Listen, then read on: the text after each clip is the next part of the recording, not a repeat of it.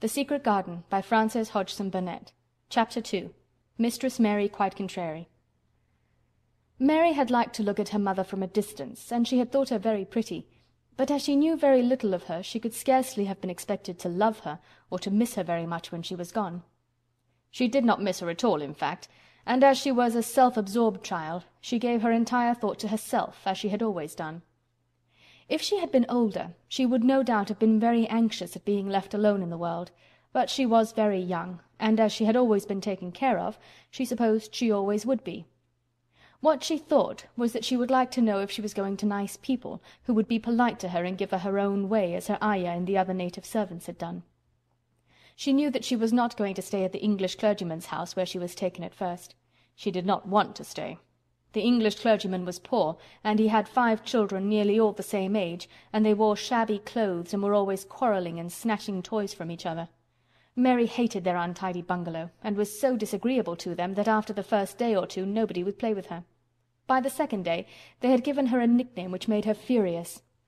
It was Basil who thought of it first. Basil was a little boy with impudent blue eyes and a turned-up nose, and Mary hated him. She was playing by herself under a tree, just as she had been playing the day the cholera broke out.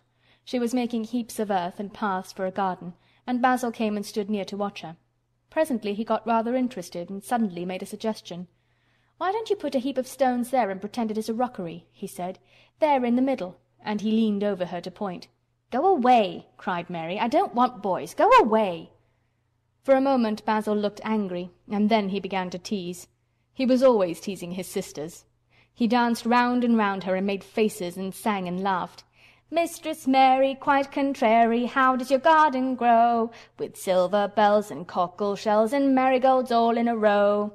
He sang it until the other children heard and laughed too, and the crosser Mary got, the more they sang Mistress Mary Quite Contrary, and after that, as long as she stayed with them, they called her Mistress Mary Quite Contrary when they spoke of her to each other, and often when they spoke to her. "You're going to be sent home," Basil said to her, "at the end of the week, and we're glad of it." "I'm glad of it too," answered Mary. "Where is home?" "She doesn't know where home is," said Basil with 7-year-old scorn. "It's England, of course. Our grandmamma lives there, and our sister Mabel was sent to her last year. You're not going to your grandmamma. You have none. You are going to your uncle. His name is Mr. Archibald Craven." "I don't know anything about him," snapped Mary. "I know you don't," Basil answered. "You don't know anything. Girls never do. I heard Father and Mother talking about him. He lives in a great, big, desolate old house in the country, and no one goes near him. He's so cross he won't let them, and they wouldn't come if he would let them. He's a hunchback, and he's horrid." "I don't believe you," said Mary, and she turned her back and stuck her fingers in her ears because she would not listen any more. But she thought over it a great deal afterward, and when Mrs. Crawford told her that night that she was going to sail away to England in a few days and go to her uncle, Mr. Archibald Craven, who lived at Misselthwaite Manor, she looked so stony and stubbornly uninterested that they did not know what to think about her. They tried to be kind to her, but she only turned her face away when Mrs. Crawford attempted to kiss her, and held herself stiffly when Mr. Crawford patted her shoulder. "She is such a plain child," Mrs. Crawford said pityingly afterward. "And her mother was such a pretty creature. She had a very pretty manner too, and Mary has the most unattractive ways I ever saw in a child. The children call her Mistress Mary Quite Contrary, and though it's naughty of them, one can't help understanding it." Perhaps if her mother had carried her pretty face and her pretty manners oftener into the nursery, Mary might have learned some pretty ways too. It is very sad, now the poor beautiful thing is gone, to remember that many people never even knew that she had a child at all. "I believe she scarcely ever looked at her," sighed Mrs. Crawford. "When her ayah was dead there was no one to give a thought to the little thing. Think of the servants running away and leaving her all alone in that deserted bungalow. Colonel McGrew said he nearly jumped out of his skin when he opened the door and found her standing by herself in the middle of the room." Mary made the long voyage to England under the care of an officer's wife, who was taking her children to leave them in a boarding school. She was very much absorbed in her own little boy and girl, and was rather glad to hand the child over to the woman Mr. Archibald Craven sent to meet her in London. The woman was his housekeeper at Misselthwaite Manor, and her name was Mrs. Medlock. She was a stout woman, with very red cheeks and sharp black eyes.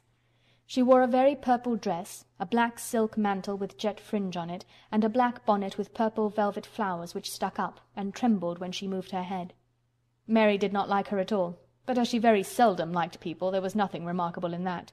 Besides which, it was very evident Mrs. Medlock did not think much of her. "My word, she's a plain little piece of goods," she said. "And we'd heard her mother was a beauty. She hasn't handed down much of it, has she, ma'am?" "Perhaps she will improve as she grows older," the officer's wife said good-naturedly. "If she were not so sallow and had a nicer expression, her features are rather good. Children alter so much." "She'll have to alter a good deal," answered Mrs. Medlock, "and there's nothing likely to improve children at Misselthwaite, if you ask me." They thought Mary was not listening because she was standing a little apart from them at the window of the private hotel they had gone to. She was watching the passing buses and cabs and people, but she heard quite well, and was made very curious about her uncle and the place he lived in. What sort of a place was it? And what would he be like? What was a hunchback? She had never seen one. Perhaps there were none in India. Since she had been living in other people's houses and had had no ayah, she had begun to feel lonely and to think queer thoughts which were new to her. She had begun to wonder why she had never seemed to belong to anyone, even when her mother and father had been alive. Other children seemed to belong to their fathers and mothers, but she had never seemed to really be anyone's little girl. She had had servants and food and clothes, but no one had taken any notice of her. She did not know that this was because she was a disagreeable child, but then of course she did not know she was disagreeable. She often thought that other people were, but she did not know that she was so herself.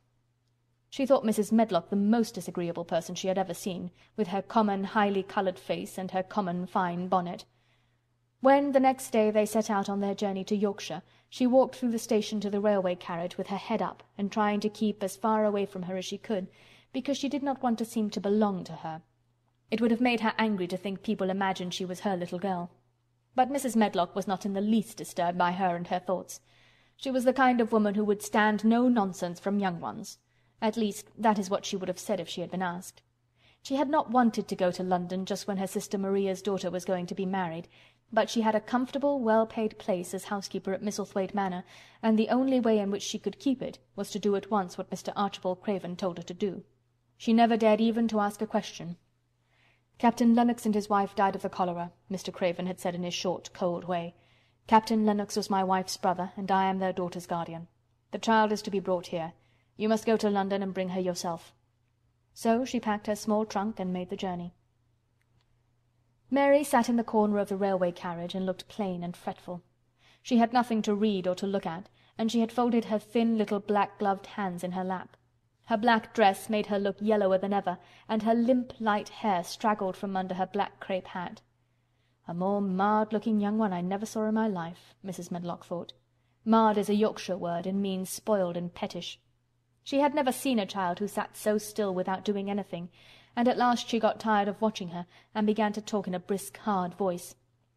"I suppose I may as well tell you something about where you are going," she said. "Do you know anything about your uncle?" "No," said Mary. "Never heard your father and mother talk about him?" "No," said Mary, frowning. She frowned because she remembered that her father and mother had never talked to her about anything in particular. Certainly they had never told her things.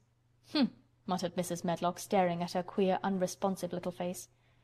She did not say any more for a few minutes, and then she began again. "I suppose you might as well be told something to prepare you. You are going to a queer place." Mary said nothing at all, and Mrs. Medlock looked rather discomfited by her apparent indifference, but after taking a breath she went on. "Not but that it's a grand big place in a gloomy way, and Mr. Craven's proud of it in his way, and that's gloomy enough too. The house is 600 years old, and it's on the edge of the moor, and there's near 100 rooms in it, though most of them shut up and locked. And there's pictures and fine old furniture and things that's been there for ages, and there's a big park round it, and gardens and trees with branches trailing to the ground, some of them." She paused and took another breath.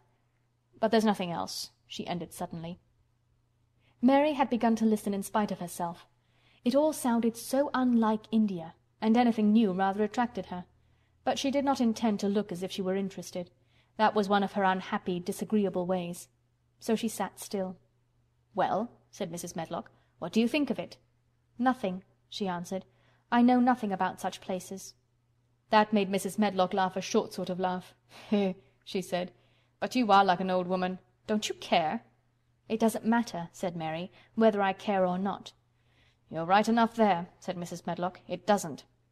What you're to be kept at Misselthwaite Manor for I don't know, unless because it's the easiest way. He's not going to trouble himself about you, that's sure and certain. He never troubles himself about no one." She stopped herself as if she had just remembered something in time. "He's got a crooked back," she said.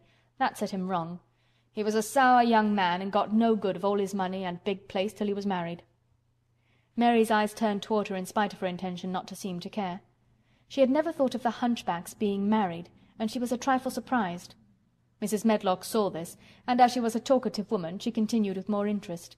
This was one way of passing some of the time, at any rate. She was a sweet, pretty thing, and he'd have walked the world over to get her a blade of grass she wanted. Nobody thought she'd marry him, but she did, and people said she married him for his money, but she didn't. She didn't, positively. When she died, Mary gave a little involuntary jump. "Oh, did she die?" she exclaimed quite without meaning to. She had just remembered a French fairy story she had once read called Riquet à la houppe. It had been about a poor hunchback and a beautiful princess, and it had made her suddenly sorry for Mr. Archibald Craven. "Yes, she died," Mrs. Medlock answered, "and it made him queerer than ever. He cares about nobody. He won't see people. Most of the time he goes away, and when he is at Misselthwaite he shuts himself up in the west wing and won't let anyone but Pitcher see him. Pitcher's an old fellow, but he took care of him when he was a child, and he knows his ways."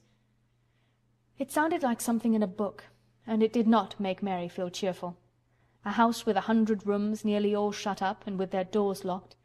A house on the edge of a moor, whatsoever a moor was, sounded dreary. A man with a crooked back who shut himself up also. She stared out of the window with her lips pinched together, and it seemed quite natural that the rain should have begun to pour down in grey, slanting lines and splash and stream down the window panes. If the pretty wife had been alive, she might have made things cheerful by being something like her own mother, and by running in and out and going to parties as she had done in frocks full of lace. But she was not there any more. "You needn't expect to see him, because 10 to 1 you won't," said Mrs. Medlock. "And you mustn't expect that there will be people to talk to you. You'll have to play about and look after yourself. You'll be told what rooms you can go into and what rooms you're to keep out of. There's gardens enough. But when you're in the house, don't go wandering and poking about. Mr. Craven won't have it." "I shall not want to go poking about," said sour little Mary, and just as suddenly as she had begun to be rather sorry for Mr. Archibald Craven, she began to cease to be sorry, and to think he was unpleasant enough to deserve all that had happened to him. And she turned her face toward the streaming panes of the window of the railway carriage, and gazed out at the grey rainstorm which looked as if it would go on forever and ever. She watched it so long and steadily that the greyness grew heavier and heavier before her eyes, and she fell asleep. End of Chapter 2.